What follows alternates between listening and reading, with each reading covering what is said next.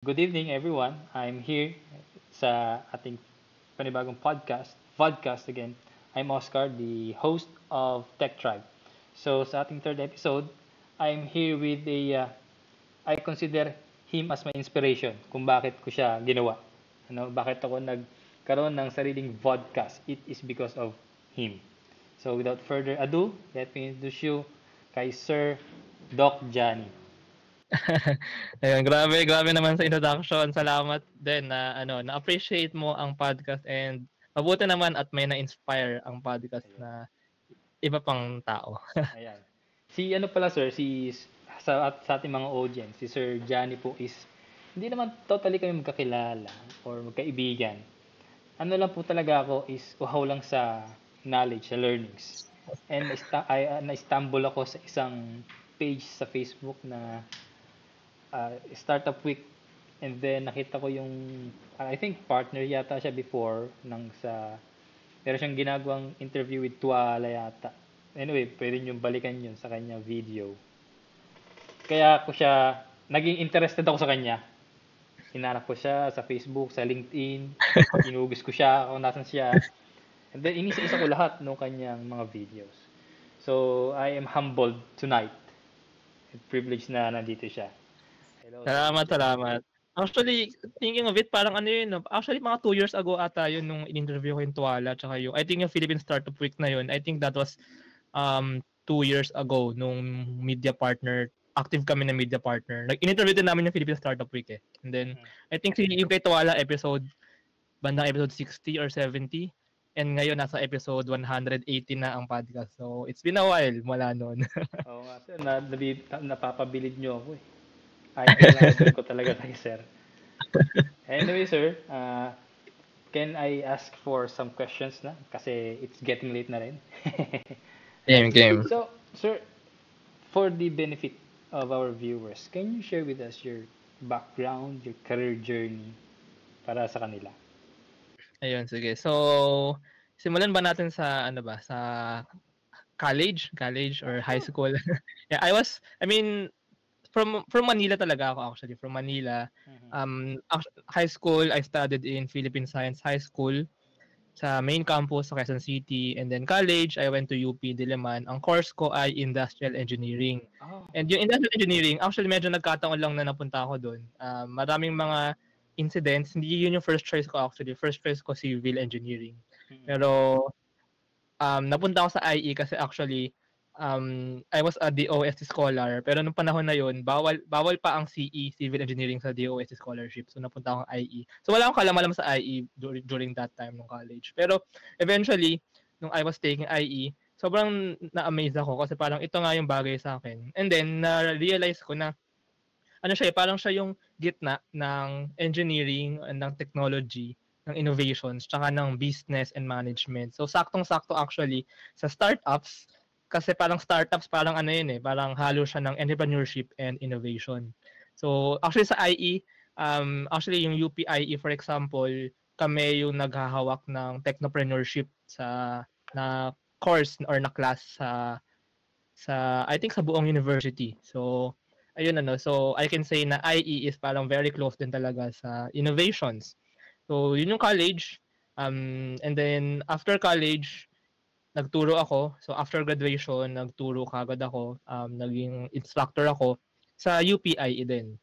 That was 2013. So medyo matagal na actually, 11 years na pala mula nung graduate ako ng college. Ever since nagtuturo ako, full-time ako noon until 2019. I also did my master's MSIE until 2019. And then, until 2017 lang pala. Pero nag-stay muna ako until 2019. And then 2019, lumabas ako ng Pilipinas. Nag-aral ako ng doctoral PhD sa Taiwan, sa National Taiwan University. PhD Industrial Engineering din. Actually, yung field ko sa PhD IE ko, medyo lumihis na onti sa innovations, sa startups. Actually, wala pa naman akong startup podcast noon eh. Pero ang PhD ko kasi is about actually machine learning and Mm. AI. Pero with applications sa parang manufacturing kasi very rich ang industry ng semiconductor manufacturing sa Taiwan. So parang ano siya, machine learning applications in manufacturing, production scheduling, ayun. So, and then That was 2019, nag-start ako dun. 2021, nung pandemic, although hindi nag-lockdown masyado ang Taiwan, may ano pa rin, parang biyahe pa rin lumabas. So usually nag-stay lang ako sa dormitory room ko. And then, ano lang, wala lang, bored lang. Nakikinig kasi ng mga podcast nun eh. Meron akong mga idol na podcaster din. Pero hindi pa usong podcast sa Pilipinas nun eh. So yung mga idol ko, mga podcaster, mga foreign. If you know, so isa sa mga pinaka-favorite podcast ko, I'm not sure if you know, and i-recommend ko din sa'yo, Oscar. Lex Friedman podcast, do you know? Have you heard of that podcast? Hindi pa, sir. So, nag-start siya na parang nag-i-interview siya ng mga AI people eh. Sila, kunyari, sila Yan Licon, sila, I think, meron ng mga, pero ngayon may mga Zuckerberg, may mga Elon Musk, yung mga medyo modern na AI applications. Pero dati like yung mga theoretical pa talaga ng mga AI people and even mga scientists. And then, ayun, so na-inspire ako dun. And then, noong una gusto kong kopyahin yung ganun. Then, parang gawin sa Pilipinas. Pero na-realize ko ang Pilipinas, hindi pa naman tayo ganun ka-rich sa AI and machine learning. I mean, merong mga experts ganyan, pero hindi pa siya parang, hindi naman tayo nag-found, hindi naman tayo parang talagang main na nag-research ng theory. Actually, yung AI nga sa Pilipinas, parang puro applications eh. Yes. Hindi ganun karami yung mga theory, di ba? Parang puro, we just use the theory. Pero I mean, maganda rin naman siya. I mean, goods pa rin naman yun. At least we develop things out of the theory developed by other people. But anyway, so naisip ko ano ba yung close sa IE, ano ba yung close sa parang discipline ko. So, na-realize ko, ayun nga, innovations. Actually, yung una kong balak innovations, parang mga Filipino inventors, Filipino scientists, yung mga may in-invent. And then parang ang pinaka-madaling gawin, since kumbaga madaling maka-interview, mga startup founders. Pero nung panahon na yun, wala pa akong kilalang startup founder. 2021, ang kilala ko lang na startup founder, I think dalawa, like sa mga kaibigan ko. May dalawa lang akong kaibigan na startup founder. As in, wala akong alam sa startups. And then since ko sinimulan ko yung podcast, yung unang episode, palawang episode, and then nag-email ako ng mga random people, may pumayag, naging 3, naging 4, and then unti-unti nang lumawak yung aking network, and ayun, right now nasa episode 180 na tayo. So, ayun, sige, hanggang doon na muna. Or meron ka bang mga gustong malaman about Yes, that? sir. Doon sa mga barkada mo, kamusta mga nila, startups nila? Sa mga sa mga kaibigan ko mismo na ayun nga, nung panahon na yun, wala at all akong kaibigan pa na nag-startup. As in, nung panahon na yun, nung like 3 years ago, nung bago ko i-start yung podcast. Isa lang, and he was yung pinakaunang episode ng podcast, he is based sa ibang bansa. I think sa Germany. Then parang doon yung startup niya, pero Filipino talaga siya. Okay. And then so yung unang episode ng startup podcast actually siya, and then startup niya ay hindi sa Pilipinas kundi sa Germany. Kasi siya lang yung kilala kong startup founder. Parang I really just wanted to start the startup podcast. And then mula sa sinimulan ko, unti-unti akong kumbaga mag-network. And by the way, ayun, so nung in-interview ko siya, unti-unti ako pinost ko sa Facebook, pinost ko sa kung saan-saan, and unti-unti nang may mga lumapit na mga tao. So, ikikwento ko ba kung paano yung mga lumapit yung mga tao, paano lumaki yung mga challenges? Challenges, well, nung pinakauna, regarding the podcast, wala akong alam at all about podcasting, wala akong alam at all about hosting. So actually sobrang pangit or sobrang gulo nung episodes ko dati. Tsaka dati ako pa nag-edit ng episodes ko. Yung first time na nag-edit ako, it took me parang 30 hours for a 20-minute episode. As in, ganun katagal. So, inedit ko siya na parang gusto ko perfect yung audio, tapos perfect yung mga yung mga sounds, yung mga background noise, matanggal ko siya. Tapos tsaka inaaral ko pa lang siya eh. So, yung mic ko pa nga hindi ito eh. May mic pa ako na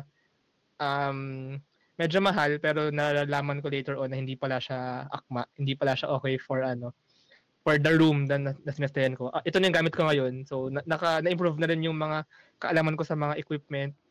Yung camera ko, well, lang naman to. Laptop camera lang, pero HD naman siya. So, I think okay siya. And then yung mic ko, this is a Samsung Q2U. Wow, nag-plug din. Hindi naman ako, hindi naman endorser. Pero, I mean, recommended ko siya kasi sobrang mura niya. I mean, relatively mura siya. Parang 2,000 pesos lang or 2,500. I mean, medyo mahal, no? Pero relatively mura siya for a good basic beginner podcast mic. Dynamic mic din siya. So, okay siya sa kahit anong surrounding. Kahit nga maingay eh. Kasi parang nakaka-capture lang. Anyway, ay unti-unting, I really just started. And unti-unti lumawak yung kaalaman ko about the equipment, about hosting, about editing. So, noong una, ayun nga, ako lang talaga yung gumagawa. Ako yung, sobrang nahihirapan ako.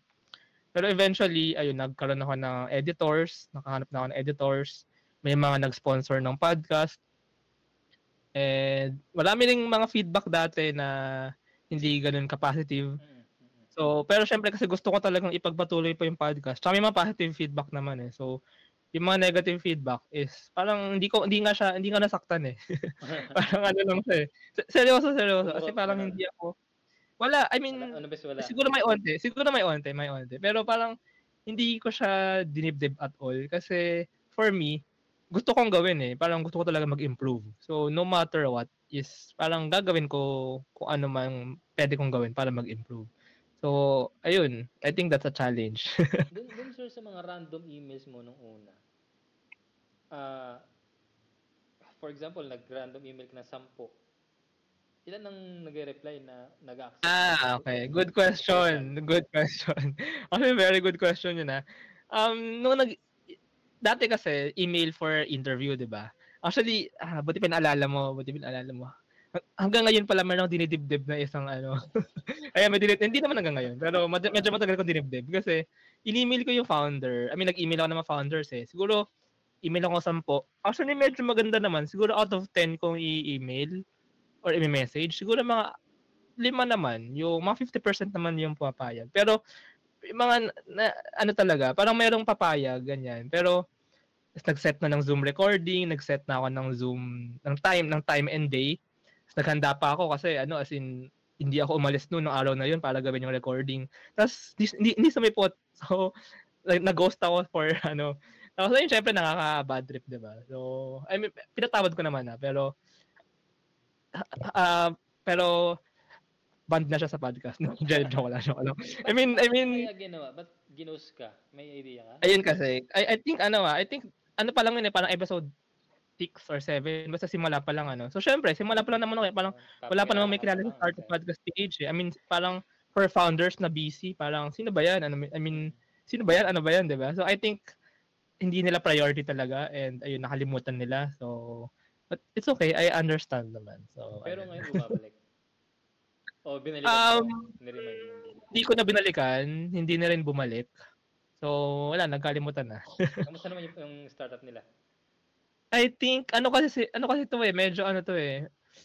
Marami kasing startups na, alam ko naman sa startups na 90% fail eh, di ba? So, I cannot say na successful sila. Siguro successful kasi they got investments. Pero, I'm not sure. Hindi ko na actually alam kung ano yung state nila ngayon. Pero, I mean, no worries at all naman. So, about sir sa mga challenges na ganun sa pag-i-edit, sa mga equipment, sa mga responses. Doon naman tayo sa mga learnings na nag-uumpisa ka. Ano yung mga positive feedback na natanggap mo? And mga learnings? Ayun. Actually, yung pinaka-fortunate dito kasi as early as episode 3, mayroong nag-message sa akin randomly na hindi ko kilala, hindi ko kaibigan, na pinuri yung podcast. Or as early as episode 3. Ikaw, episode 3 mo ngayon, di ba? So baka may random mag-message sa'yo. Pero, ayun, doon ko dahil sa taong ito, startup founder din to. Hindi ko in-interview sa podcast. Hindi ko siya na-interview. Pero, ayun, randomly nag-message siya. I think nag-post kasi ako sa mga Facebook group ng mga startups, mga startup related eh. So, parang doon niya nakita, napakinggan niya yung episode. And then, nag-message siya randomly na parang good, or maganda daw yung interview and ipagpatuloy ko yung ginagawa ko. Tapos, ayun, so, dahil merong isang tao na naniwala, nagpatuloy-tuloy ako. And fortunately, I think around episode, siguro naman ng episode 10, lumapit sa akin ang Philippine Startup Week. So, doon ako, episode 10 pa nga lang yun eh. Siguro mga episode 15, siguro mga ganun. Lumapit sila sa akin and they invited me to be a media partner kasi interviewin ko sila. And during that time, siguro mga pala naman subscribers ko. I think mga 500 to 1,000. Pero, I mean, okay na siya. Pero, ayun, siguro yung learnings and positive, parang, ayun nga, may isang tao na niwala, so pinagpatuloy ko. Hindi ako nagpadala sa mga negative feedback. And, dahil pinagpatuloy ko, may mga lumapit na mga, ayun, big organizations like Philippine Startup Week, Idea Space, and Kubo Innovation Hub. Right now, mula noon, partners pa rin kami. I still interview their startups. So, ayun, siguro ang ano lang, um, ipagpatuloy mo lang, and swerte lang din na may naniwala. Ayun. Okay ba yung sagot ko? Yes, sir. Doon, sir, sa Philippine Startup Week, pang 10th episode mo pa lang, then kinusap ka na nila? Or ikaw ang nag-approach? Mga bandang ganun, yeah. 2021 yun na Philippine Startup Week eh.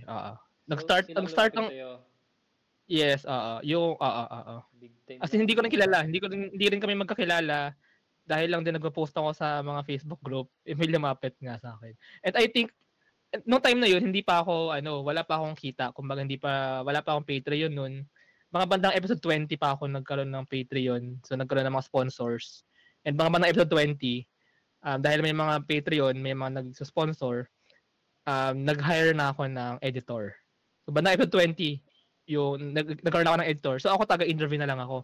Taga-interview, taga-kausap, and then meron akong editor. So editor na lahat gumagawa, pati social media management.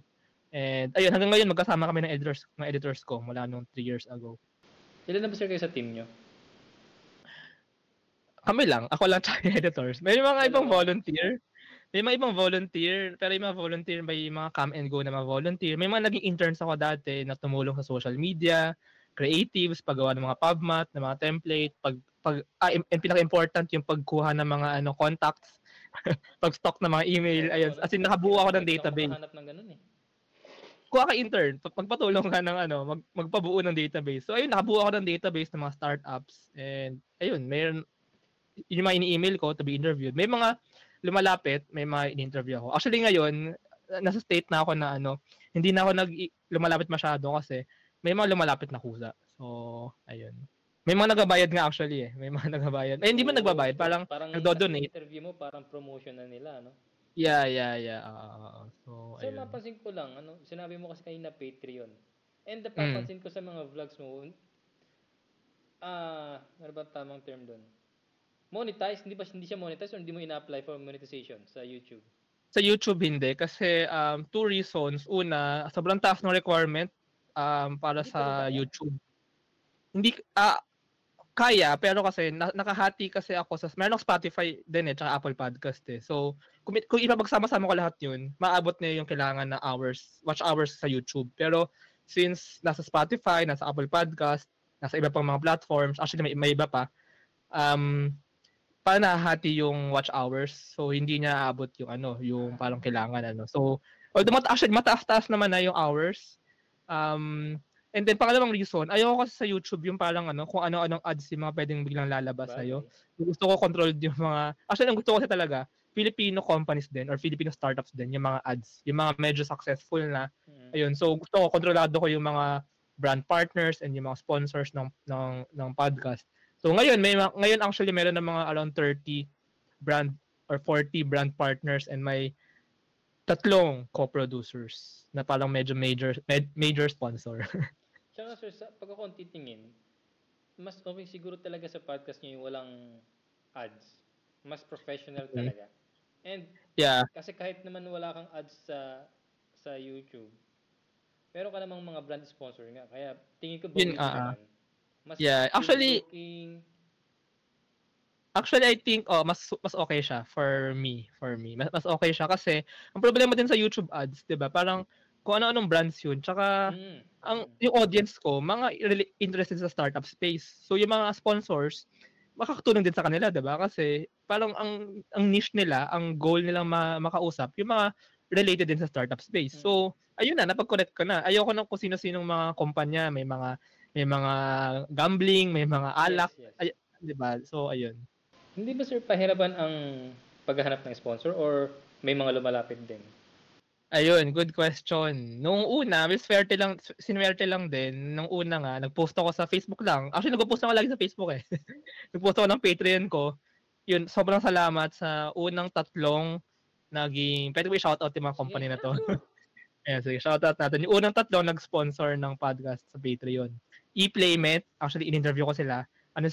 Parang nagsimula sila gaming wallet eh. Parang wallet for yung mga pagta-top up ng mga games. And ngayon para meron silang ginagawa with content creators. Parang yung mga content creator, pwedeng diretso sa through e-payment, yung parang wallet, dun magti-tip, yung parang mga bibigay ng bayad, tapos yung mga streamer, di ba, minsan may mga ginagawa kapalit. And yung una, actually, e-payment, tsaka NutriCoach, ano naman to, nutritions for connecting mga taong gusto ng diet, para kapag ng diet plan, to nutritionists and dietitians.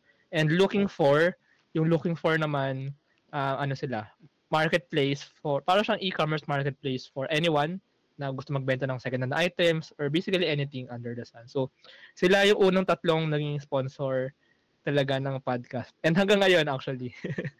Oh, okay. So, yung sponsor na yun is through Patreon? Or Yes, talagang... through Patreon. So, nung may mga nagkusang ganon, then naghanap ka rin ba, sir? Paano ba ang... Oo, ang nangyari, ayun, may kumusa, nag-post ako sa Facebook, may kumusa. So, parang na-validate ako na, uy, pwedeng gumana to, di ba? Pwedeng gumana. So, mula noon, nung mga first 2 years, pa lang, hindi pa ako active sa paghahanap. Parang pa-post lang ako. Pag may gusto, so magkakaroon ng Patreon, may magiging patron. So far, siguro naka-build ako siguro ng mga 10 lang, 20, siguro mga 20 na patrons. Pero now, parang gusto ko maging aggressive onte kasi gusto kong i-build yung website din nung start ng podcast So ngayon, medyo nag-i-email na ako ng mga guests ko dati, parang tinatanong ko sila, do you want to sponsor? So medyo mas active na ako ngayon sa paghahanap. And fortunately, marami sa mga naging guest ay pumapayag mag-sponsor. Ano lang naman, maliit lang, parang 1.5 lang or 5,000, ganyan. So marami sa kanila actually na pumapayag. So para na rin parang overall makatulong na rin sa ginagawa for the startup world, for students, for the innovation space, ayun. Oh, so ganun pala ang nangyayari ngayon. Naghahanap ka na talaga ng mga brand sponsors. Medyo, oo. May mga lumalapit pa rin. Actually, parang isa namin yung major sponsor ng podcast ngayon, i-shoutout ko din si Sprout Solutions. They're a startup pero they're a big company na parang medyo corporate level lang Sprout Solutions, they are, ang main offering nila is payroll and HR. Kumbaga parang HR services. So meron silang, i-plug din natin dito. Meron din silang parang ino-offer sa mga SMEs, mga small businesses. Parang Sprout Payroll Starter. Parang very cheap siya, 5,000 per month, na parang HR. Kumbaga parang outsourcing ng HR. So, I think 5,000 per month, napakaliit nun So, ayun. So, basically, parang nag-offer sila ng mga HR services. And dito rin, sila yung lumapit kusa. I mean, of course, I know them before, pero hindi ko sila linapitan. Fortunately, sila yung lumapit. And fortunately, nag-sponsor sila ng certain amount. Ayun. Na malaki-laki. Enough para makapag-produce ng 4 na episodes per month. So, ayun. Wow. Sige. Anyway, sir, like nung sinabi ko sa inyo kanina, na-inspire nyo ako. Sa inyo naman, talagang yung podcasting lang talaga na si Freeman yung nag-inspire sa inyo? Or is there anybody na Masaya ako, Oscar, kasi, ayun, Filipino podcaster. Well, di ko matuturing na podcaster ako kasi hindi pa naman ako syempre mainstream, diba? Pero parang may na-inspire akong kapwa Pilipino. Kasi yun nga, ang naka-inspire sa akin is hindi Pilipino. Well, noong 2021 naman kasi hindi pa ganun kalakas yung parang podcast, diba? Although pandemic no? So, kaya ako nakikinig ng podcast kasi, ayun, I mean, nasa room lang or pag nag-jogging minsan, nakikinig ng podcast. Tsaka, ayun nga, so, I think siya lang na parang related talaga sa Kasi yung podcast niya parang pang matalino. Yun yung parang medyo technical, medyo Okay. Hindi yung, I mean, sorry sa term pero may mga iba din kasi yung podcast na pinapakinggan, like kunyari mga Cool Pals, mga comedy, ganyan or yung mga ang walang kwentang podcast, mga comedy I mean, hindi naman sa hindi pang matalino yun Actually, matatalino din sila, pero parang gusto ko magkaroon ng podcast na educational din. So in terms of parang educational podcast or parang learning, parang podcast na may matututunan ka talaga. Yun talaga, si Lex Fridman talaga from the United States. Actually, medyo bigatin na siya ngayon. Ang ini-interview niya, tipong sila Donald Trump, mga ganyan. So, ayun. So, si Lex Fridman. Okay, I think magustuhan mo siya. Baka di mo napakinggan. Baka siya napakinggan mo. Okay lang naman. Pero na-try mo na ba kontakin, sir? Para ma-interview mo, hindi? Grabe naman. Feeling ko hindi mo na talaga siya. mapapansin. Pero, siguro pag pupunta akong Amerika, hanapin ko siya. Pero, Anyway, sir, doon tayo sa sa Startup Podcast PH, no? Ano ba ang gusto mong Yan. impact or unintentionally naging impact ng iyong startup podcast PH? Hmm. Actually, good question. Ayun nga, actually, yung Startup Podcast PH, una-una, hindi siya startup talaga na parang, ang tamang spelling kasi ng startup, yung one word lang eh, walang space, startup. Yung sa akin, may space, start, space, up. Kasi ano rin eh, parang gusto ko rin i-focus yung starting up a startup. Paano ba magsimula? Kasi nung panahon din na yun, nung panahon na yun, parang, nung panahon na yun, ayun nga, parang, I finished college, I finished masters, I'm doing my PhD. Pero kumbaga sobrang bilib ako sa mga tao may sinimulang something or may sinimulang negosyo, may sinimulang innovation. So paano ba magsisimula ng something? So doon din talaga siya nag-root. And then so nag-interview ako ng mga tao to know that paano nila start yung startup nila, paano sila nag-start ng business or ng innovation. And hanggang ngayon, I think yun pa rin yung parang principle and parang vision ng Startup Podcast PH to inspire more Filipino entrepreneurs and innovators. Kasi ayun nga, na, somehow nalulungkot ako as an INFJ. Wow. Nalulungkot ako na parang parang ang Pilipinas puro tayo INFJ ka pala import. sir ha? Ikaw ba? INTJ ako eh. Magkaiba lang tayo na ano. Ako may feelings ako. Pero anyway, ayun, ang Pilipinas kasi parang puro tayo, parang tinatambakan lang tayo ng, puro tayo import. Hindi tayo nag-export. Yung mga, yung mga companies dito, na ginagamit natin. Well, may mga local naman, like let's say sila Jollibee, mga ganyan, mga Pure Gold. Pero parang karamihan ng mga tech, ng mga digital talaga is parang, kunyari, mga TV, appliances, cellphones, parang puro galing Korea, United States, China, Japan, di ba? Walang mga Filipino brand pa na ganun ka-innovative. So, ayun, parang I think it's time na invest na talent lang, manpower lang yung expert natin. At nalulugi pa tayo kasi nagiging cheap labor lang yung mga Pilipino. I think it's time na mag-invest tayo sa technology and sa innovation. And paano ba magagawa yun? I mean, of course, napakalaking tulong ng government. Pero I think it should start from everyone na parang everyone or anyone or as much kumbaga more Filipinos should have that inspiration to start their own business, to innovate, or to start a startup. So, I think yun talaga yung parang mission din ng Startup Podcast PH. Magsimula lang muna ng spark just to inspire for Filipinos to become entrepreneurs and innovators. And then, slowly, actually, dire-develop ko din yung podcast na meron parang mas business, kumbaga, more business questions about with startup founders. So yung parang first series ng podcast, startup podcast lang talaga siya. Parang how did parang for example, yung sabi mo nga interview with Tuala, parang how did they start up and then what is the business all about. Pero parang ini-invite ko ulit yung mga guests dati for a second series called Stack Up Podcast naman. Parang how did they develop their business or their startup to be profitable. So parang business strategies naman, business models, ayun, how do they manage their profits, their expenses, how do they become lean, etc. etc. And may third pa akong gagawin next time, scale up podcast naman. How do they scale naman? And ayun. Yung scale up na yun ah. Yeah. So may series pa soon. Actually ngayon may ibang series na rin yung podcast eh. May ano na rin kami, may parang startup showcase, parang in person tapos papakita yung product or yung app, then ide-demo yung app. Parang in person, magkatabi kami, ide-demo na yung product, ide-demo na yung app. Mga ganun. Tsaka yun nga, may mga vlogs na rin ang startup podcast na pupunta sa office or sa store, sa shop ng isang startup. Tapos, ayun, interviewin yung team or itatry bumili, mga ganun. So, medyo nagda-diversify na rin. Pero ang goal pa rin talaga is parang to make entrepreneurship and innovation mainstream. I think yun talaga ang gustong gawin. Yun sir, visitation nyo sa shop, parang medyo matagal nang wala yun. Oo nga eh, actually, buti binanggit mo. At buti naalala mo kasi bala ko nung una monthly. I think yung huli is May pa ata yun or June. Sorry, meron mga 4 months nang wala. Medyo kasi ang hirap tanuhin tsaka magastos siya. I mean, mahirap siyang kailangan kong bayaran yung videographer ko and yung editor. Mas mahal siya kaysa podcast eh. So, gusto ko naman siya ituloy pero siguro pag nakahanap ako ng isa pang co-producer, magva-vlog ulit ako. Salamat sa pagpapaalala sa akin. Kasi napapanood ko yung interview mo sa mga TBIs eh. Pero yung huli, Ngayon yun. Kasi yung sa mga TBIs, sorry yung sa mga TBIs, kumbaga ako lang mag-isa yung pupunta.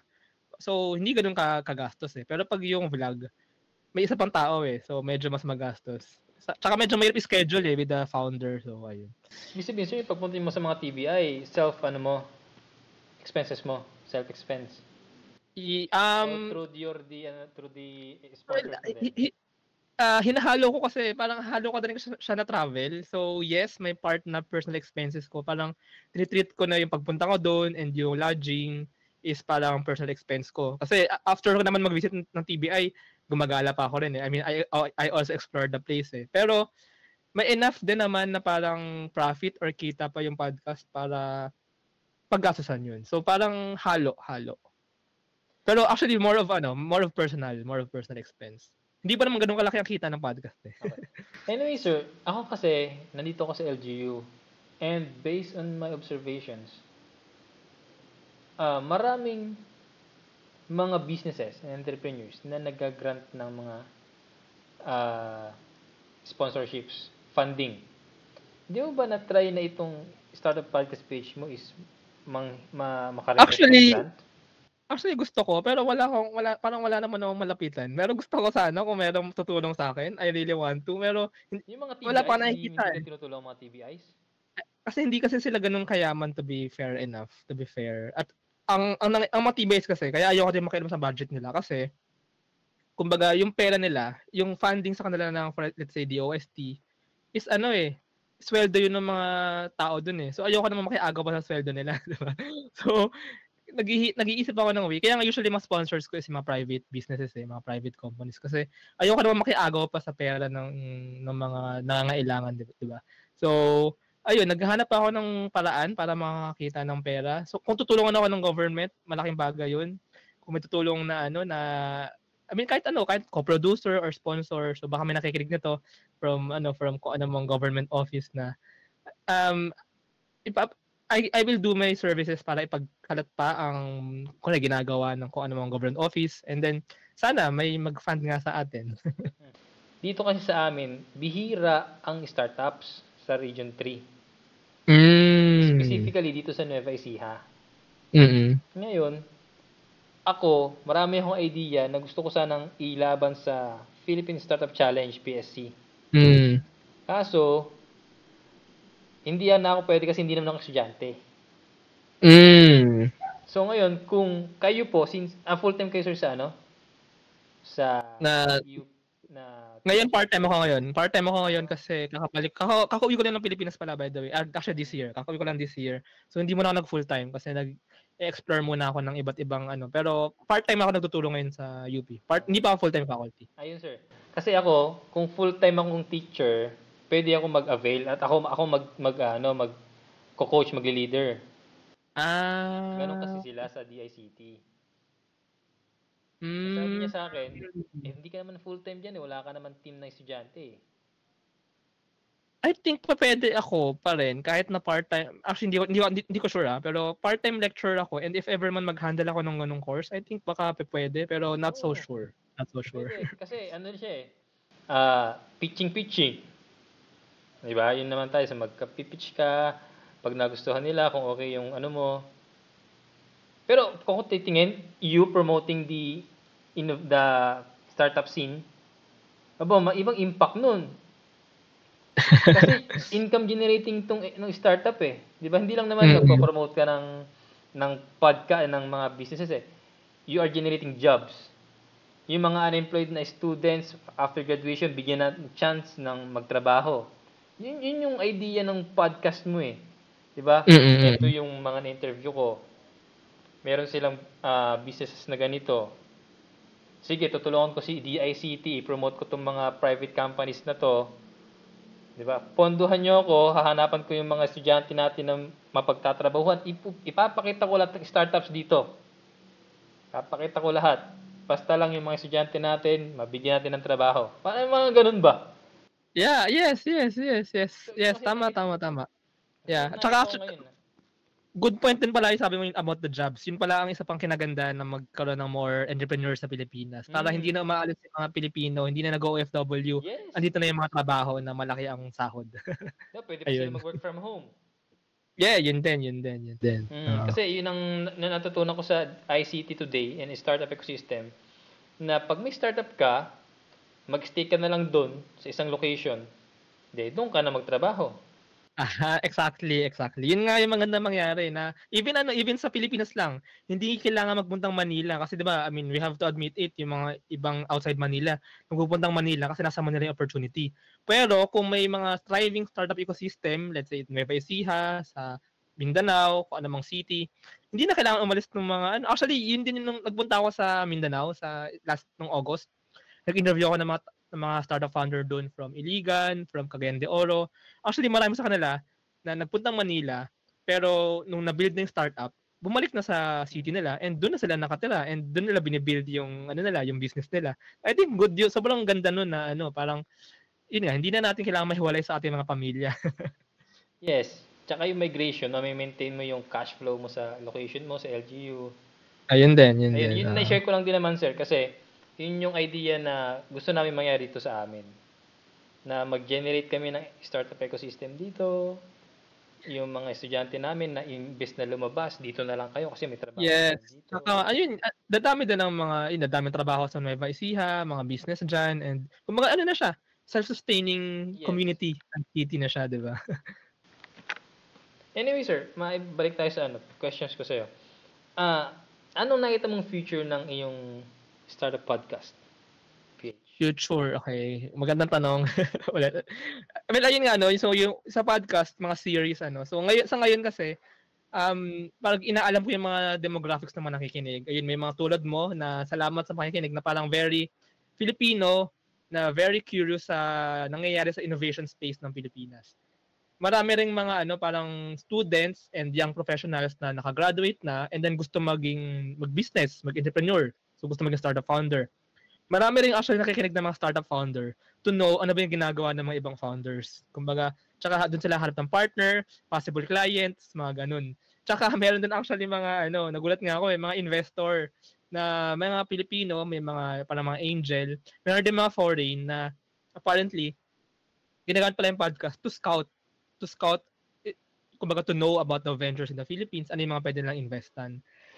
Pero ang gusto ko talaga mangyari, and I think medyo magiging direction din siya ng podcast, to be a learning material. So, may mga lumapit na sa podcast na mga teachers tulad mo, na parang i-integrate yung Startup Podcast PH as reference sa kanilang mga courses. And meron nga recently, actually parang last week lang, international na non-profit na foundation na kumbaga nag-build ng para social development in the Philippines and nagtuturo ng entrepreneurship, ganyan. And they emailed me randomly lang din na nagpapaalam kung pwede bang gawing reference material yung ilan sa mga interviews dun sa podcast. So, ayun, I think i-angle ko siya somehow as something that where people can learn from. Kaya nga yung mga series ng podcast na Startup Podcast, about starting up, what's the startup all about. Second, yung Stack Up, about the business naman, business side, how did they make it profitable.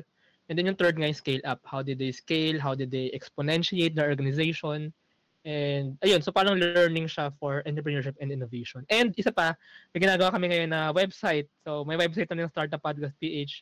It's at phstartup.online. Ano naman siya, parang directory/database, and may marketplace din ng mga startups. So yung mga startups, pwedeng pumunta doon, they can showcase their startup, and then meron parang sort of marketplace na parang they can post their products there, and searchable siya na parang if I want to search na legal services or CFO services, finance services, they can makikita nila doon. And fortunately, meron affiliate may referral fee ang Startup Podcast PH. And kumita na rin kami.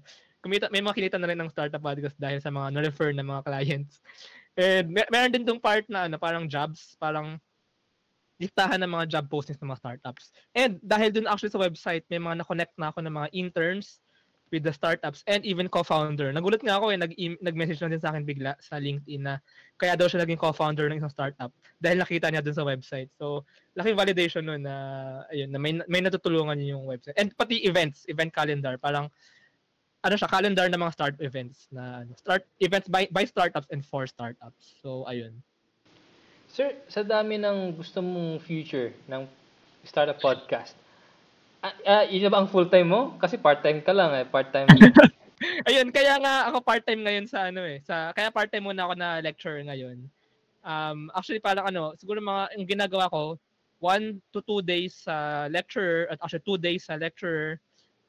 And then yung ibang araw, ayan. So parang hinahati-hati ko naman siya na may araw sa trabaho, may araw sa podcast and sa website. So nag-aala talaga, I can say na nag-aala talaga ako ng more time ngayon for developing yung podcast and yung website. So hindi siya full time, parang hati-hati. Pero ayun, kumbaga I'm exerting effort to build it. Medyo sir, medyo tanong ko lang are you married na ba sir? Sa ngayon hindi. Hindi pa, hindi. Hindi. Hindi, So, natanong yun ko kasi, din. kasi Pero hindi, magandang tanong yan. Ah. Yeah. Kasi nasa plano ko yan na parang hindi mo na ako mag-aasawa kapag hindi pa, kailangan ko na-build ko muna fully. So, ayun. So, pero very important yan talaga na isipin. So, hindi muna. Hindi kasi, sa dami kasi na schedule mo, baka may magtampo na. Di ba? Mga ganun tayo eh. Yung mga, kasi ako katulad ako, sa hirap kasi nga kasi ng buhay, kailangan ko din naman magtrabaho. May family din naman ako. And ito, sa totoo nga lang, usually pang Sabado ang schedule ko sana. But just to accommodate everything, kasi ang idea ko talaga is kailangan kitang ma-interview. Yung kasi talaga. That's why, kasi yung process mo, the way you handle your schedules, and at the same time, yung mga learnings mo, tingin ko malaking impact talaga sa akin kung paano ko i-handle tong aking YouTube channel. No? So, itong Star Podcast page, nung kinikwento mo sir pala, naalala ko yung article na, yung blog naman na Failory. Alam niyo ba yung Failory? Ano yun, sorry? Failory. Failory. Failory. And hindi ko alam. Ano yun? Yung Failory is failed stories ng startups. Isa siyang startup din siya. In-interview niya yung mga failed startups naman. Oh, okay. Siya more on blogs, more on writing. Mm-mm.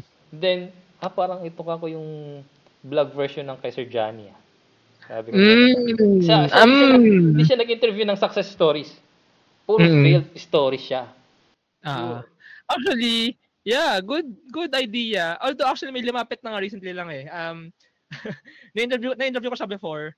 And then parang mga 2 years ago. And then now, nagpapag-interview ulit siya kasi gusto niya ikwento yung naging struggles niya. So, baka bagong series yun ng podcast na parang startup struggles. Parang about the mga setbacks or mga failures.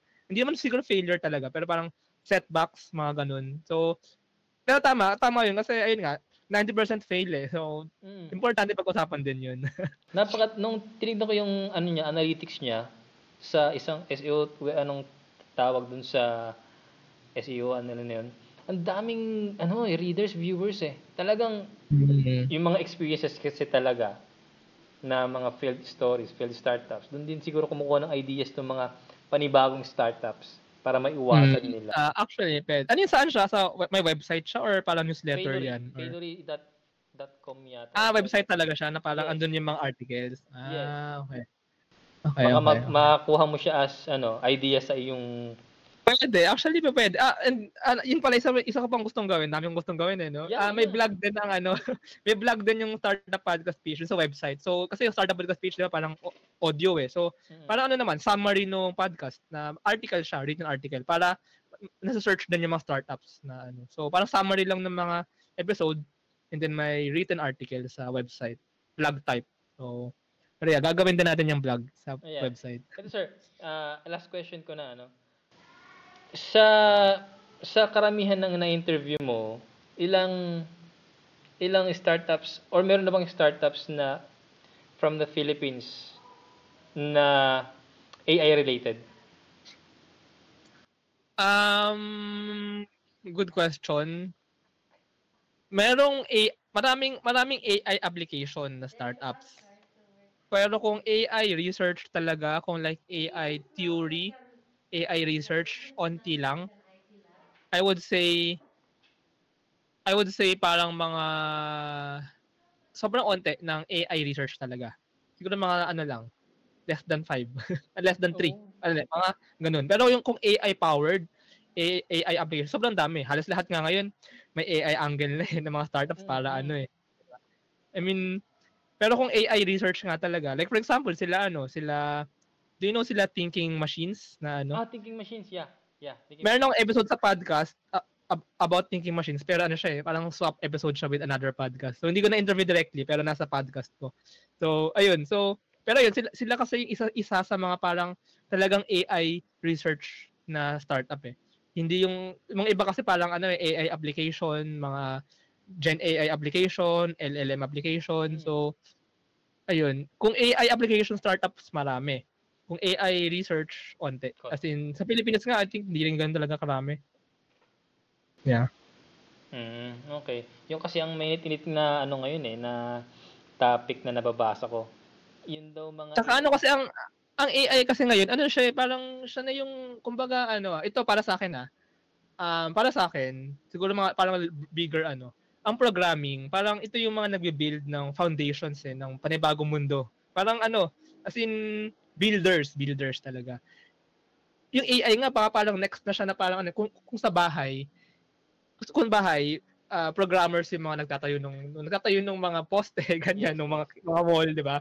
Yung AI, parang ano na siya eh, siya yung kusina, ganyan, siya yung TV. Kumbaga siya yung mga applications dun sa loob ng bahay. And soon, normal na siya na parang walang bahay na walang kusina, walang bahay na walang TV. Kasi nga, parang Part na siya talaga. magiging given na pagbahay, may ganyan. So I think in the future, magiging normal talaga ang AI. So, ayun. Nabasa mo ba sir yung ano, yung bata na using AI naging youngest billionaire ba? 19 years old, 17 years old? Alin yan? Alin yan? Anong startup or anong ano? Hindi ko sure pero i-share ko sa mamaya. Yung ano lang siya, isa siyang 17-year-old, 19-year-old na from ibang bansa na using ChatGPT na mga codes. Pinagsama-sama niya lang yun, nag-build siya ng isang website. Binenta niya, ayun. Mm. May na, Actually, buti binanggit mo yan. May isa akong ikikwento na napakinggan ko dun sa Lex Fridman podcast. May isang startup founder, AI startup founder, na actually, itong startup founder na to, sobrang yaman niya, pero never siyang nagpa-invest sa mga investor. So, ito yung parang revelation sa akin na posible, I mean, it's a very workable path for startup founders na magiging mayaman ka nang wala ka investor, hindi ka nag-exit.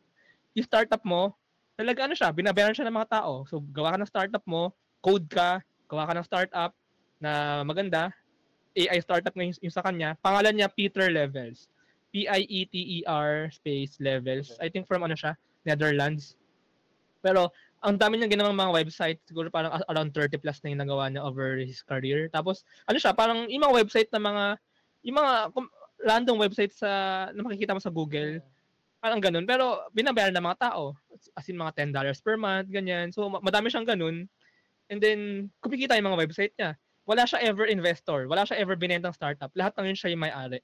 parang So, yun subscription yung type. Yes. Yun yung pakinggan mo yung episode na yun. I think may inspire ka din.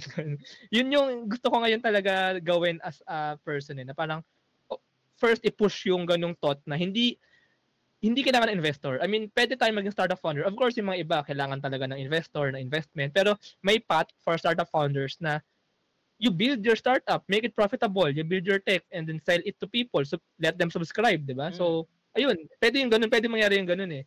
So, yun nga yung gusto kong mangyari actually sa Pilipinas din eh. Kasi, parang ngayon medyo inting na investors, karamihan mga foreign eh. So, parang sa atin ba talaga yun? So, gusto ko, parang talagang local, talagang build the startup na profitable talaga na build the tech, and then make people pay for it, and then earn from it. So, ayun, may ganun path for startup founders na hindi kailangan mag-exit, hindi kailangan mag-invest. Or Yes, sir. magpa-invest. May iba ko kasi pumasok yung mayor ko dito. Okay. Naisip ko lang, di mo ba naisip sponsor sa politicians? Hindi. Ah, Cute naman ang tanong mo. Pero, I think pwede naman. Why not? Depende. Depende sa politician. Ang gusto ko kasi as much as possible impartial kasi impartial siya. Pero kung towards kung mababalik ako sa entrepreneurship and innovation. Kung talagang towards entrepreneurship and innovation for Filipinos, why not? So, depende. Okay, so ito, last question ko na, it's getting late na rin. Ano ang pwede mong advice sa akin sa sa aking vodcast? Message mo sa akin. Advice as a vodcaster, ganyan. Yeah. And syempre, ito, I consider it as my startup na rin. Siguro, ang payo ko, kasi ito, napansin ko rin to may mga iba akong podcast friends na sa ngayon, mga nakilala ko lang din na parang torn pa sila kung ang podcast ba nila ay gagawin lang nilang hobby or gagawin na lang startup or parang business, ganyan. Ako apparently, nagsimula ako as a hobby lang ang podcast. Kumbaga lang, side on the side. Fortunately, may mga nag-sponsor. Fortunately ngayon, sige, pwede ko man sabihin, pero kumbaga may kinikita ang podcast per month na nasa 5 digits, enough para magbayad ng mga editors, no, social media managers, ganyan. So actually parang somehow nakapagpasweldo yung podcast no. And dumating na ako sa turning point. Parang may turning point na hindi na siya magiging hobby. Magiging na siya, business na siya or parang livelihood na rin siya kasi somehow kumikita ako. Maliit lang yung napunta sa akin. Pero yun nga, nababayaran ko yung mga editor. So somehow, yung mga pera nang galing sa mga sponsors, nakakatulong ng mga editors na ito. And by the way, itong editors ko, sila agency sila actually, and puro sila or marami sa kanila mga disabled actually. So I mean, 'di ba, nakakadala ako ng pera from mayayamang tao to people who are medyo may disability, 'di ba? Pero ayun, so it came to a point na parang hindi na siya basta-basta hobby and naging na siya, parang ayun nga, business. So ang advice ko sa iyo is siguro pag ka pa, mga ilang episodes pa muna, siguro mga 10 or 20. Actually, sabi nila sobrang onti pa lang 20 episodes, wala pa yan. Onti pa yan. 100, wala pa yan, onti pa yan. Talagang mga 200 or 300, dun yung talagang make or break ng podcast. Pero, ayun, so siguro there will come a point na isipin mo kung will this stay as a hobby or will this something that will become like a business? So, apparently, ayun nga sa akin, naging business siya. Parang naging siya, livelihood somehow or parang siya, entity siya somehow. Ayun. So, isipin mo lang din yun. Yun ang payo ko. Okay. Thank you very much, Sir Doc Jan, for aspiring me again and aspiring baliktad for helping me continue this podcast, no? And again, it's past 8 na rin, no? So I'm thankful for allowing me to have you here. Kahit na sobrang busy kang tao and dahil napakadami mong interviews pa na sunod-sunod weekly ang episodes mo, sir, no? Yeah, pero actually naka-imbak na yun kasi nagpunta akong Mindanao, di ba? So naka-imbak na yun mga 20 interviews So meron pa akong episodes until November actually. So hindi pa ako masyado nag-i-interview muna. Pero ayun. Pagdating ng November, sa end of October pupunta akong Baguio. Interview ko yung 2 o 3 TBI doon. So ayun. Anyway, sir, thank you very much for being my guest tonight. I'm hoping that you continue aspiring more technopreneurs, students, learners, and businesses, entrepreneurs. So, yeah, that ends our 3rd episode sa ating Tech Tribe. And see you again sa ating next episode. Salamat din. Salamat, Oscar, and salamat sa mga makikinig nito. Thank you.